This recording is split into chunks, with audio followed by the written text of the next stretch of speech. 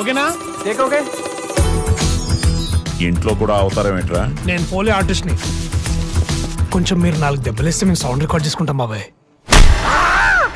అన్న మీరు కొట్టాలి కానీ మీరు సౌండ్ చేద్దన్న ప్లీజ్. గుండెలు బాదుకుంటూ అమ్మా అట్లా అట్లా ఏడవండి. అలా గుండెలు బాదుకుంటూ ఏడిస్తే నన్ను వాడి పక్కన పడుకోబెడతారు. పోవయ్యప్ప.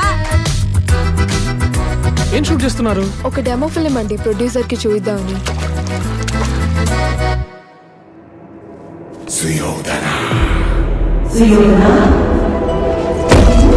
చిన్నప్పటి నుంచి సుయోధన అని ఒక వాయిస్ వినిపించేది. అది వినిపించినప్పుడల్లా నాకెవరో ఒకరు దుర్యోధనలా కనపడేవారు. అసలు ఈ సుయోధన ఎవరు, దుర్యోధన ఎవరు తెలుసుకోవాలి సంహిత. చాలా కన్ఫ్యూజన్ సార్, నాకేం అర్థం కావట్లేదు.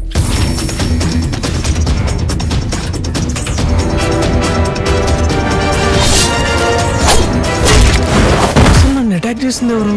వరుణ్ ఒక మనిషిని చంపాలంటే పగైనా ఉండాలి లేదా ప్రయోజనమైనా ఉండాలి.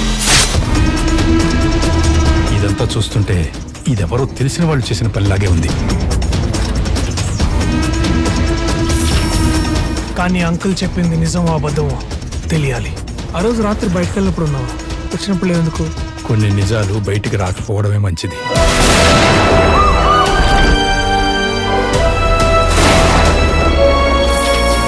అసలు ఏం జరుగుతుందో ఎలా జరుగుతుందో కూడా నాకు అర్థం కావట్లేదమ్మా.